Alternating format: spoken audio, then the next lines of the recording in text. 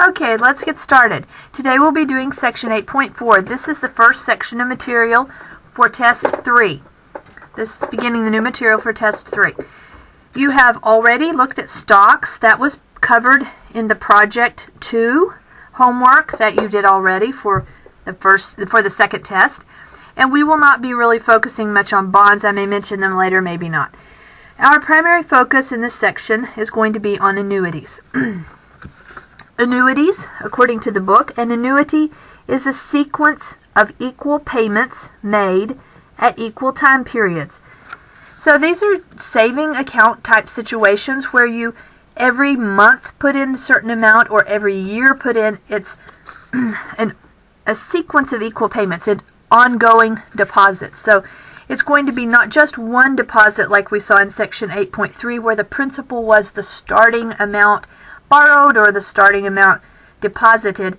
Here we will be depositing a certain amount every month or every quarter or every year. That's how an annuity works. It's an ongoing, recurring type thing. Many employers offer annuities as part of their benefits for their employees. Most annuities, for example IRAs, that's an individual retirement account. Those are often set up to where the money can be taken directly out of your paycheck, each paycheck, and it's pre-tax dollars, which means if you deposit $100 each pay period into an annuity, the entire $100 goes into the annuity. If you actually take that money out as pay or income, then tax will be withheld from that amount. So you will have less than that. You might have $80, depending what your tax bracket would be. You would have less money to invest than if you invested pre-tax dollars into something like an annuity.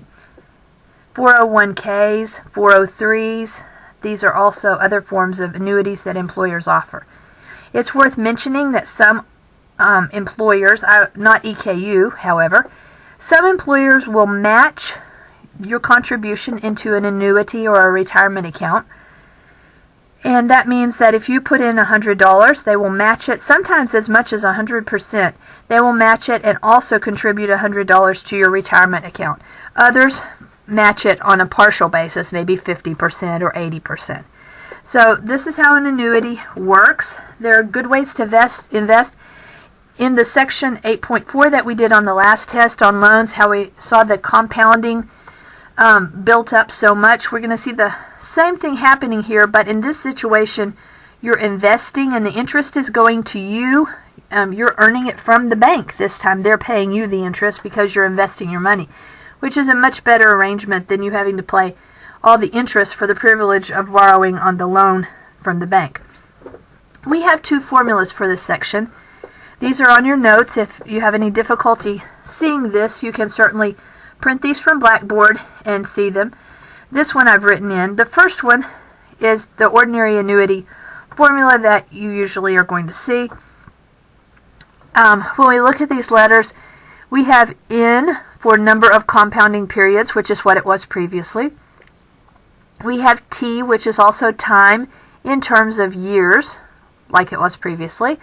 The rate is still as a decimal. It's the annual interest rate. And we have A as the future value. Just as before, the future value is the total. It is the amount that was deposited plus the interest that has accumulated. It's the grand total future value, the grand total value. The only thing that's different here is the P. Before P meant the initial deposit. It was a one-time thing.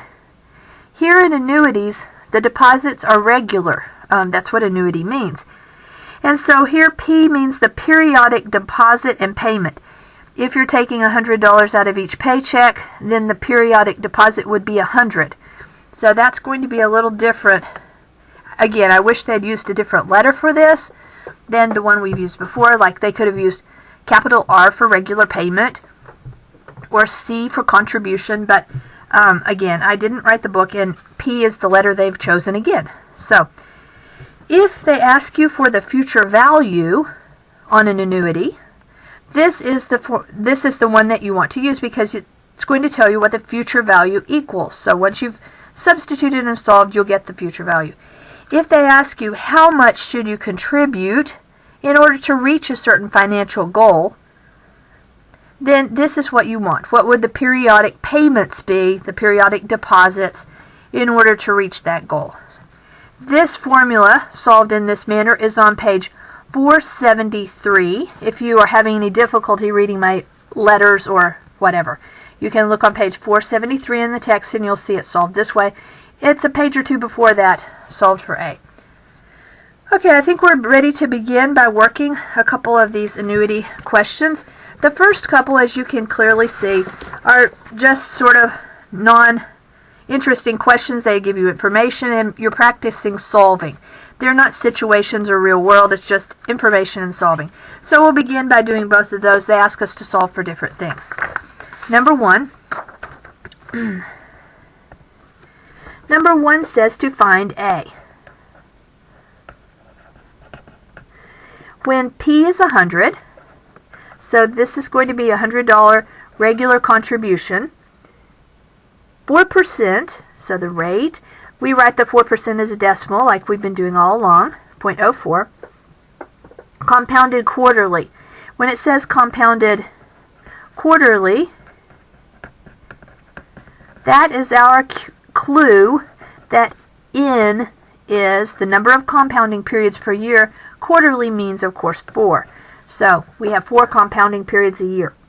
And then it goes on to say for 20 years, T is equal to 20. Okay? And we're finding A. So we have to choose the formula. If we need to know what A is, we want the one that says A equals. So we'll begin with that. I'm going to write down the formula the first few times. A is equal to P, bracket, parentheses, 1 plus R over N to the NT. This is a lot like the loan formula similarities, but it has a positive NT and the loan formula had a negative. All this over R over N. Okay, now we'll be ready to substitute into this. I think I'll move to the right and just go ahead and substitute things into it. Keep in mind that this is all still equal to A. P is what I put in first, and P is 100. And then I bracket, and parentheses 1 plus, the interest rate is 0.04, over the number of compoundings, which will be 4. All this to the N, which is 4, times T, and T is 20. Then we're going to subtract 1. Need to extend my fraction line here. All over R, little r, which is 0.04, over N, and N is 4. Okay. Luckily, I can tell that these are going to be nice numbers. Get your calculator out. You'll want to do this with me and not just take my word on it. We're going to take 0.04 and divide by 4, and that's going to be the same value up and down here, so I'll go ahead and put it in the numerator and denominator. 0.04 divided by 4, of course, is 0.01. So this is going to be, this denominator is really the same as 0.01. And we can save ourselves rewriting it every time by doing some steps here. So we do, inside the brackets, we do the parentheses first, and then we raise to the power. I know a couple of you were having trouble with that because I helped you with it. Divide here, 0.01, and add 1. So in parentheses, this works out to be a 1.01. Add the 1 on my calculator. Don't forget to do that. And this needs to be raised to this power. 4 times 20, of course, is 80. So I'm taking 1.01 to the power 80. Exponents have to be done, and then subtraction. Alright, so I think I'll go ahead and write another step here. We're going to have 100. What is 1.01 to the 80? Let's see. To the 80th power gives us a 2.216715217. And we're going to subtract 1 from that. Still, don't forget that. Dividing by 0.01. Alright, when I subtract 1 from this, of course I'm going to get 1.216715217. Your calculator may go farther or not quite as far, of course, as mine. Don't let that bother you. Just don't round in the middle. So we take this value, once we've simplified this, right, we've done this, that's what it is, and we multiply it by 100. We do the numerator first. It works like a parentheses. And then we divide that by 0.01. And you should get, remember this is what A is equal to, right? Okay, you should get 12,100. I typed something in wrong. I believe I did. Let's see. Type that in again there. $12,167.15.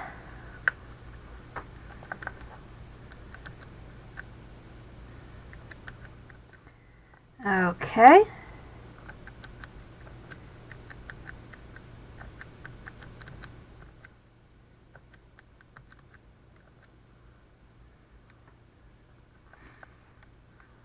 So that should be the future value of this annuity.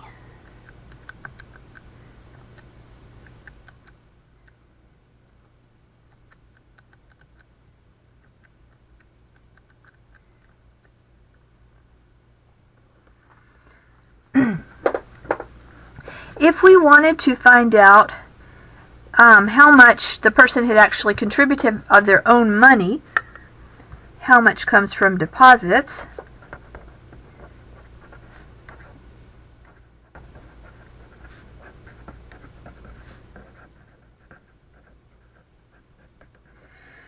we would simply figure out how much they deposited.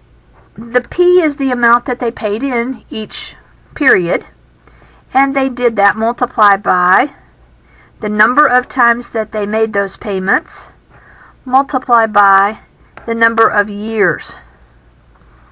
Okay, go ahead and put your numbers in there and work that out.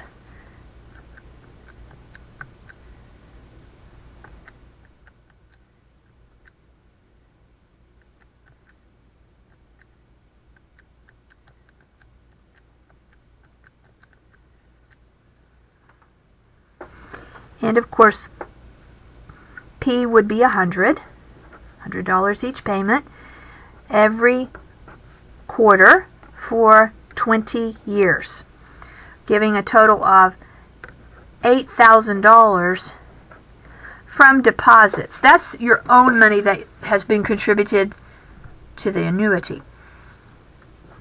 Now, if we wanted to know how much comes from interest, oops, that's form, we would simply take the future value, which is more, right, because it's earned interest, and we subtract what we actually paid in, P times N times T, which we just figured out a minute ago, and that will equal the interest. So if you'll notice on the bottom of, before we calculate this, if you'll notice on the bottom of your worksheet is a place where I've written these things, and you're going to want to fill these in. How much comes from the deposits? That's P times N times T. And how much comes from interest? Interest is equal to A minus P times N times T. Okay? So these are the general formulas. Keep in mind that since I'm on a video recording, you can always pause and rewind me and make me say the same things over and again. Isn't that fun?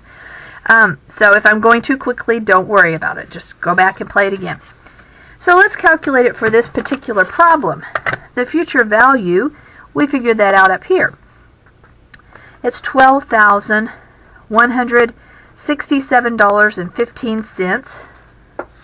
We rounded to the nearest penny here. I didn't mention it, but lots of times in my math lab they have you round to the nearest dollar, which would be 12,167, and sometimes they say up, and no matter what the cents are, if they say up to the nearest dollar, you round it up.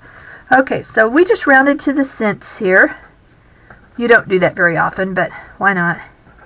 And we subtract this. So 12,167.15, and we're subtracting 8,000. We can tell probably what that is already. $4,167.15 is the interest that came into this account, just over 20 years. That's a lot of interest. In fact, if you paid in $8,000, this is more than 50% of what you paid of your own. It's earned that much interest.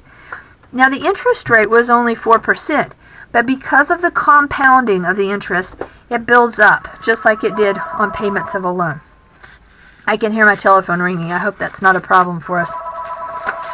It's probably going to announce who's calling in just a minute. Okay. It sounds like it's an advertisement.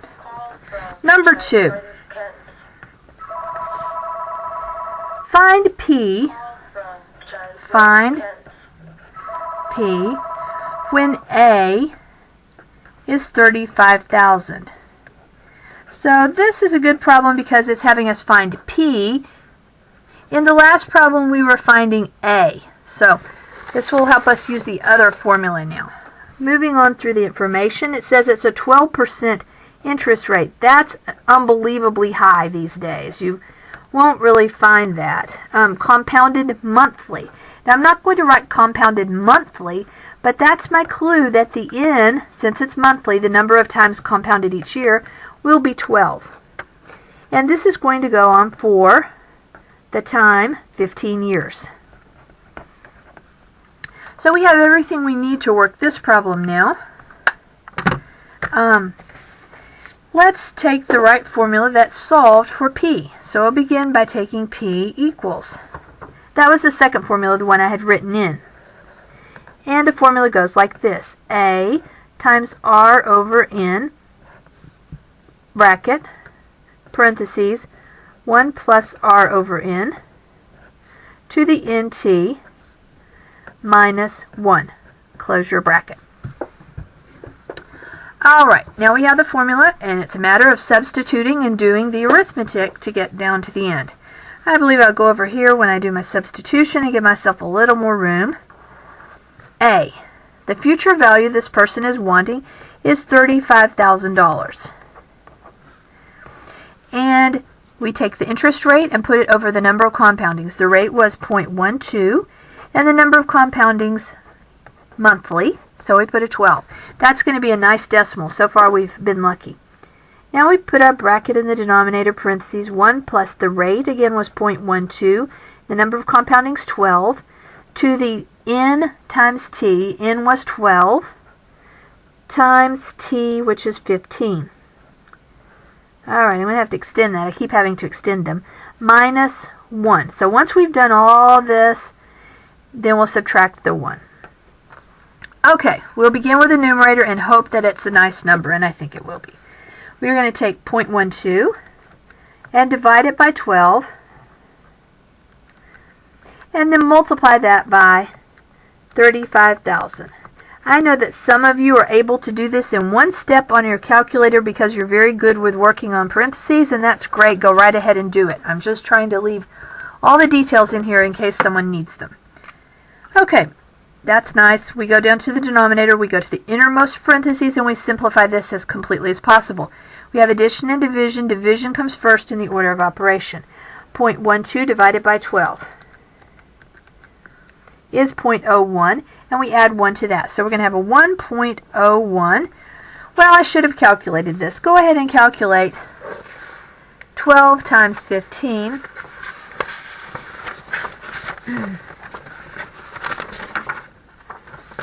And you should get the 180.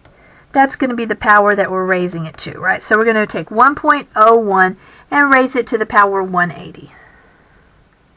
Don't forget to add that 1 before you raise it to the power, otherwise it will mess up. Might even get an error, actually, because it gets to be so small that it goes off. Raise it to the 180. Okay.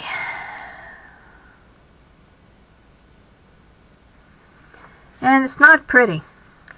I got a 5.995801975, and I'll leave that, but don't forget I must still subtract 1.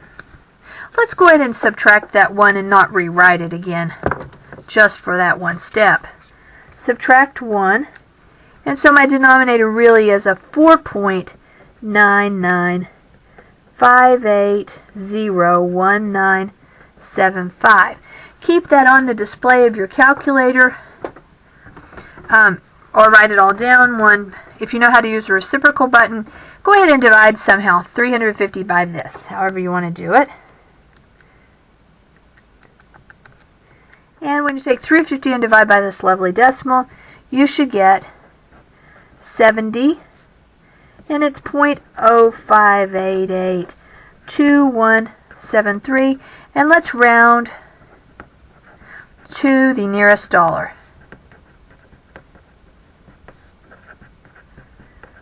So the payment you'll need to be making, rounded to the dollar, that's not enough unless they tell us to round up. We'll just leave it as $70 as the payment to get us to that future value. Okay?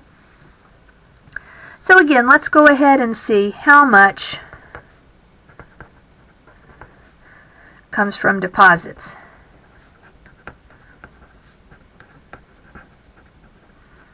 Sometimes they'll just ask you one of these or the other, but I'm going to do both again. Remember, to do that, we took the payment times the number of times we pay it and the number of years. So $70 you pay in every month for 15 years. So 180 times you pay $70. That means you're going to be paying out of your own good money $12,600. Okay? These are the payments. Now the question is, how much comes from interest? This is the more interesting question, haha, pun intended. Okay, how much is coming from interest? So to get this, the interest is always equal to the future value minus how much you paid, right? We're taking, that will give us the interest. P times N times T. The future value way up at the top of the problem was $35,000. They told us that. That's the goal they wanted. And we actually paid out of pocket, we figured this out up here, $12,600. And so the interest, subtract that on your calculator, and you will get $22,000, $22,400 to be precise, in interest. And again, that is almost doubling. In this case, the interest rate was ridiculously high, but they paid you almost twice as much in interest as you actually put in of your own good money. So you can see how these are so similar to loans, but in this situation you're getting the interest from the bank instead of on a loan where you're paying all that interest to the bank. Okay, so these are really kind of good to know and encouraging to start investing. Let's look at I think we'll skip to number 5. We're going to skip around, of course we always do. Number 5. One of my favorites, of course, I made this one up. So you want to be a millionaire, and I know some of you want to be billionaires, but I'm still set on the millionaire thing. How much money should you invest each month? Now, if we were having a test with this in the previous section, each month would be our clue that it's an annuity. That's the annuity, the periodic deposit. How much should you invest each month in an account that pays 8% compounded monthly to reach the goal in 45 years? So you want to be a millionaire. That means the future value that you're desiring is $1 million. Okay? And they say the situation here is you're going to have an account that's paying 8%. And it's compounded monthly, so the number of times, and that's always written in words, you have to get that number out of there. Compounded monthly means the number of times each year, 12. To reach the goal in 45 years, 45 years. What are we supposed to find out here? How much, let's see. How much money should you invest each month? So we're finding P, the periodic deposits. Okay, that means when we choose the formula from the two that we started the class period with, we want the one that says P is equal to. Now you can look again at that formula. I may even be able to show it to you kind of over the top of the page here for a minute. We're going to substitute into that formula, and in your notes you may wish to recopy that. A is the future value, and we're hoping for $1 million. Multiply that by R, the interest rate, 0.08, over the number of compoundings, 12. And then we divide that by a mess. Let's see. I drew a nice long line that time. 1 plus 0.08 over 12. It's always the same up there, and down here it's the same. Times to the power n, which is 12, times t, which is 45. And then we have to subtract 1. And then we'll close the brackets at that point. Okay. So now we begin the actual arithmetic and calculations here. I don't think this is going to work out quite as nicely as the ones that we've been doing. So here we go. What shall I do first? Get this where I can move over to here for my next step. Okay, so I'm going to work on this and I'm going to put it down here. First of all, I'm just going to compute the numerator, and no matter how ugly it is, I'm going to write it down as much as shows on my calculator. So I'm going to divide 0.08 by 12, and then multiply by 1,000,000. And that should not overfill your calculator. In fact, you should get 6,666, this is sounding dangerous, 0.666. I don't know how many sixes are on my calculator, I'm not counting, but the last number will be a 7. So in a minute when we fill this in, we'll just put sixes all the way across the thing, right? Now we do the denominator. So in the denominator, I begin by dividing 0.08 by 12 in the innermost parentheses, 0.08 divided by 12, and then I go ahead and add 1 to that. And that's going to give me a 1.006, and these go on again way across the display and end in the 7 whenever they end. And it's going to go to the power, oops, I forgot to calculate that. Let me do that for you real quick. 12 times 45 will be 540. So we're going to raise it to the power 540. So this is still on the display, 1 point. Make sure you added the 1. Raise that to the 540 power. To the power 540 is, and I'm going to go ahead and write that down. That's 3.616359926. Don't forget that you still have to subtract 1 from that. Okay, so it's on my calculator. I'll go ahead and subtract the 1. So my denominator is now, I put my decimal in the wrong place there, didn't I? Yeah, it should be 36 point. Okay, should be a 36 point whatever. And we subtract 1 from 36 and we get 35.16359926. Good. Okay, so when you do that, you're going to get 36 point whatever. Subtract the 1 and you'll end up with this. So I have this lovely 666 thing divided by this. Go ahead and do that. Or use your reciprocal button if you know how to do that.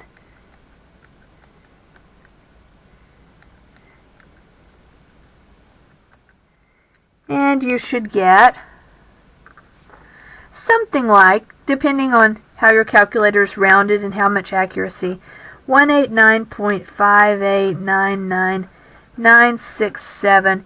And let's round to the nearest dollar. So no matter how your decimals ended out here, and it may be a little different, but when we round to the nearest dollar, it should certainly be enough that it will round up if you didn't round in the middle of your problem. So that would round up to 189, would go up to 190. Okay. So if you contributed $190, you could reach this goal. Okay, the question is how much interest, or how much comes from interest is the way they've been saying it. How much comes from interest? So in this case, I'm having you skip that first step where it says how much comes from deposits, because that's kind of built into the how much comes from interest, because the interest is always equal to the future value minus, and this next part is the how much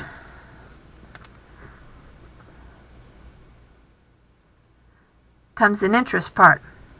I'm afraid my computer has gone to sleep. I don't really know what to do about this. The monitor screen doesn't show anything now.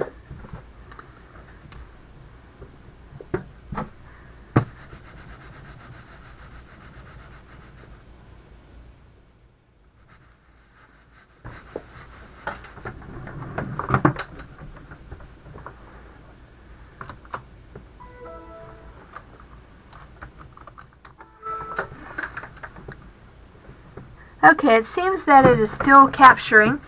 I think I should wiggle my mouse because it appears that my computer screen went black and it didn't look like I might be recording. So here we are again, and I will continue occasionally wiggle my mouse. I'm not sure if you'll be able to see that or not. Probably not.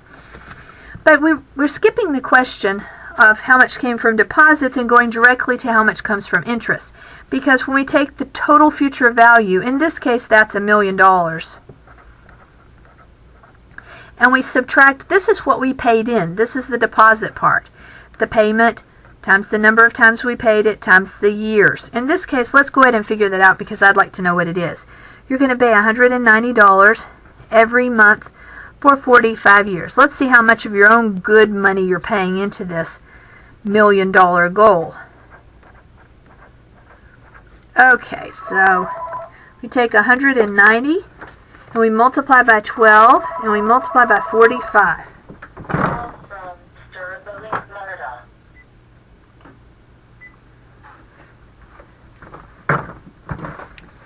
And we will get 102,600.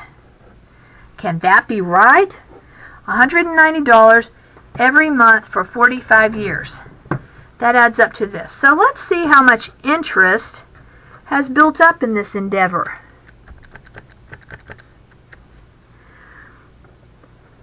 $897,400 of interest, folks. Interest. The bank is paying you that for putting your money in the annuity.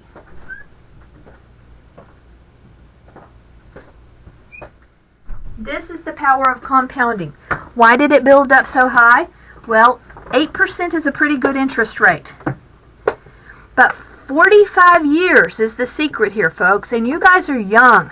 If you begin with your first job investing into an annuity, annuities actually usually do not have a fixed rate, but they actually vary.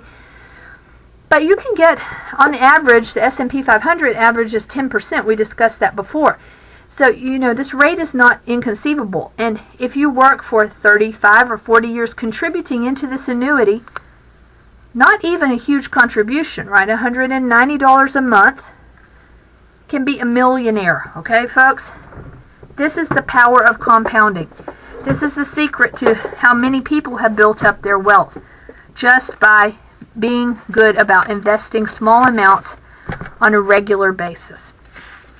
Okay, let's continue. Let's see what I'd like to do next. How about number 4?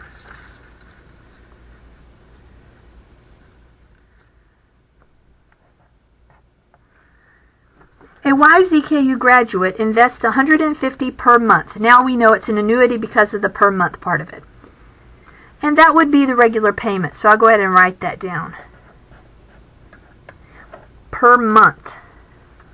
Into an account earning, this is the interest rate, 7.25, 0.0725 in decimal form. Compounded monthly. You do need to be reading your notes on these, not just listening. How much will she have saved? They're asking me to find the future value, how much she saved by her own money and by the interest. for retirement 30 years from now. So this is a real practical example when you start, if you stay with the same job, how your money can build up. Okay, and then there's some more questions after that, but we'll start by tackling this first question. We're wanting the future value, so we're going to choose that formula that solved for A. And again, since it's been a while, that was A equals P bracket parentheses 1 plus R over N to the NT minus 1 all over R over N. Okay, I'm going to come down here and substitute everything in. P is the deposits, the periodic deposits, bracket, parentheses, 1 plus the interest rate, 0.0725, divided by the number of compoundings, that would be 12, to the N times T. In this case, that's going to be 12 times 30.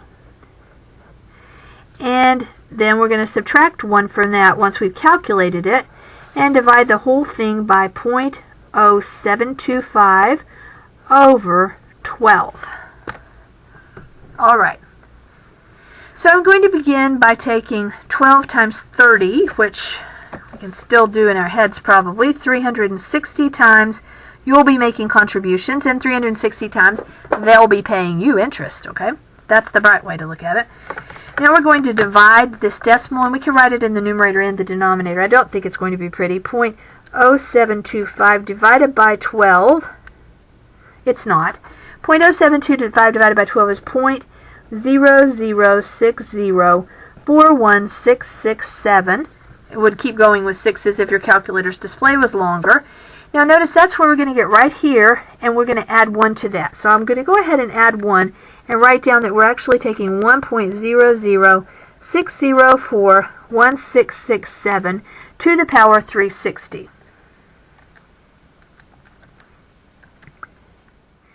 And then we have to, well, I'll write that down. I was going to say we have to subtract 1, but let's go ahead and subtract 1, I guess. Okay. When I raise this to the power 360, I get 8.74477 and so forth. Okay, I raise this to the power 360 and I get 8.74477 and so on. Now I subtract 1 from that. And so in this parentheses, once I've raised it to the power and subtracted, I'm going to get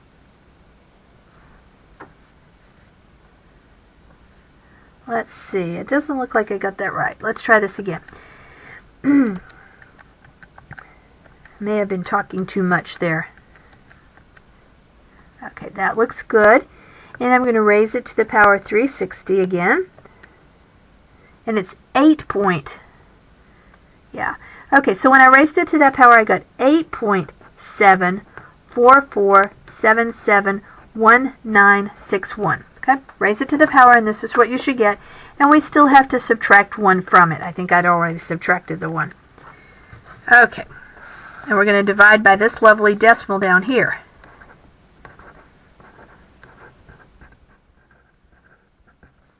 Okay.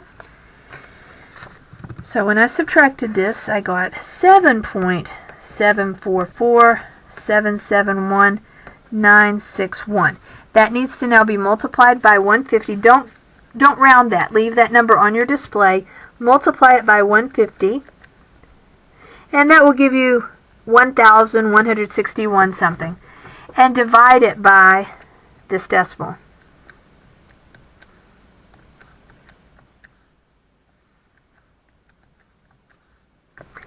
And you should get the future value of this annuity, the future value of this account, to be 192,283.9829 or something roughly like that.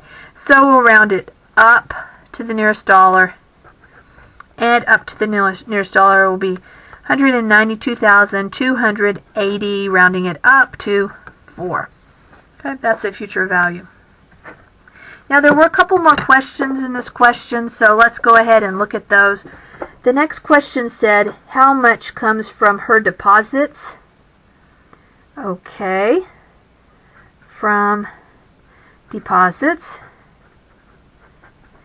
And for that, we're simply going to take her regular payment multiplied by the number of times she does it each year and the number of years. So she's paying in $150 every month for 30 years. Let's see how much she's paying total into this account.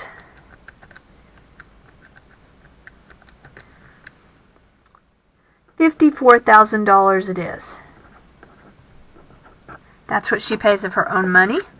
And then the next question says how much comes from interest.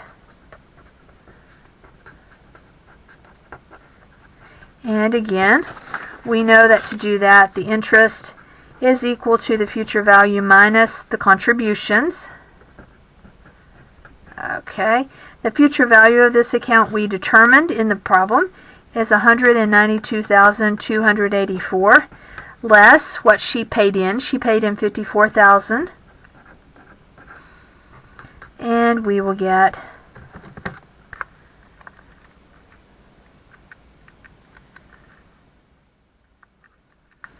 get your calculators out and do it and double check it.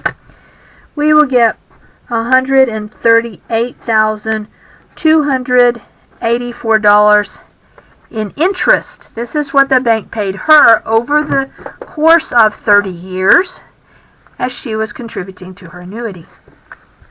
Okay? That's pretty amazing.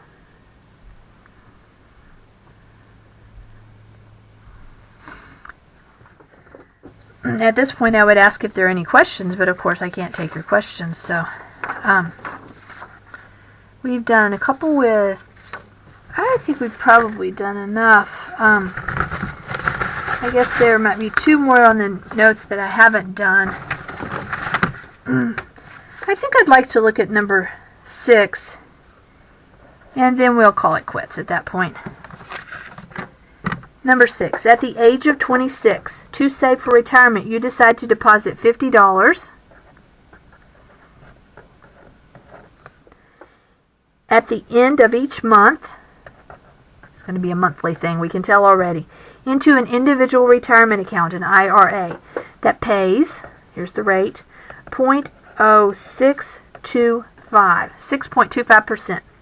Compounded monthly, we already have that. It always agrees with the contributions, it should, the compoundings. How much will you have when you retire at age 65? So to get the time, we're going to go 65 less 26, right? To see how many years this will be. Okay. Subtract those. And this is going to be a 39-year deal, okay? And so, how much will you have when you retire at this age? So we're trying to figure out the future value. Alright, plugging directly into that formula, and I still have the formula right beside me to look at. Okay, I'll look at it as a substitute, then I'll have to move it again. It begins with the deposits, which are $50. That's not a lot, that's why I chose that as an example. 1 plus the interest rate, 0.0625, divided by the number of compoundings, 12, to the 12 times 39, and subtract 1. 0.0625 over 12. Alright, better wiggle my mouse so I don't go dead on you here. Or dead on myself, actually. I think I stayed with you guys. Alright, I'm going to take 0.0625 and divide by 12. And that's going to give me an ugly number. 0.005208 with 3's trailing off. And that's the same number up here I'm going to get. And I'm going to add 1 to that. So I'm going to be raising 1.00520833 to this power, which I did not calculate. Let's do that now. 12 times 39 is 468 compounding periods, or deposit periods. 468. So I have to go back and raise this to that power now. I'm going to do that.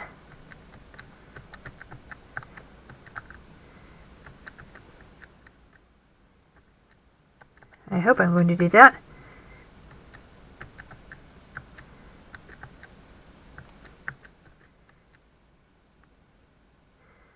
To the power of 468 equals, when I raise it to the 468, I get 11.37222 and so on.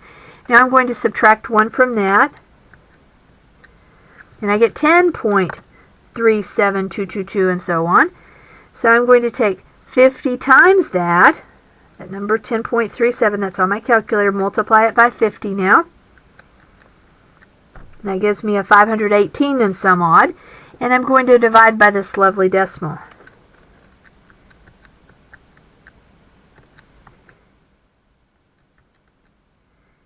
And we should get 99,573.40,123. So to the nearest dollar, the future value will be, just regular rounding here, 9957. That should not be enough to go up, so I leave it as a 3. So that's going to be the future value of the account. Now let's get back to the notes and see if they ask us any other questions on number 6. How much will you have? This is the future value, age 65. How much comes from deposits?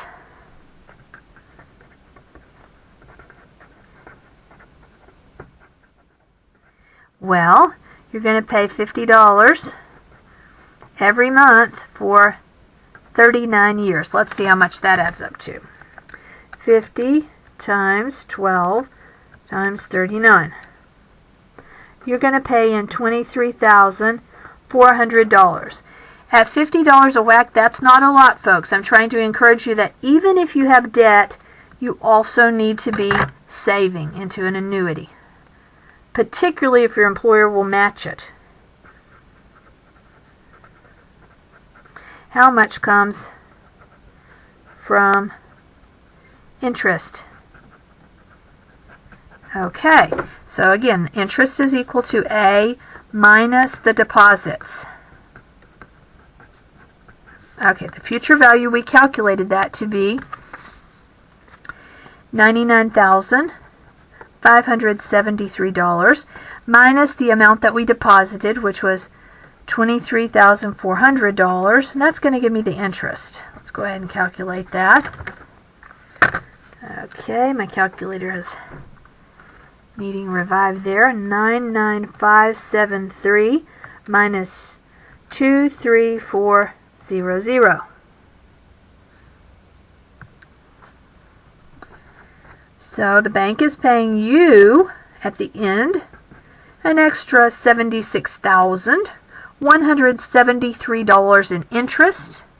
Notice that is triple what you put in, and you were putting in a mere $50 a month, okay? So again, I really want to encourage you to think about beginning to invest in an annuity, pre-tax dollars, full value dollars without tax taken out of them with your employer. It's a thing to do even if you have debt, especially perhaps if you have debt. I would recommend that you do that. Now you are all ready to complete the homework on my math lab for section 8.4. As I mentioned, I have extended the due date on that. You'll need to do the diagnostic quiz followed by the My Math Lab homework. And this completes what would be our March 4th lecture. We will have another lecture that will be posted via Blackboard, and that will be the lecture for March the 6th. I hope everything's going well for you, and I'll see you in a couple weeks. Goodbye.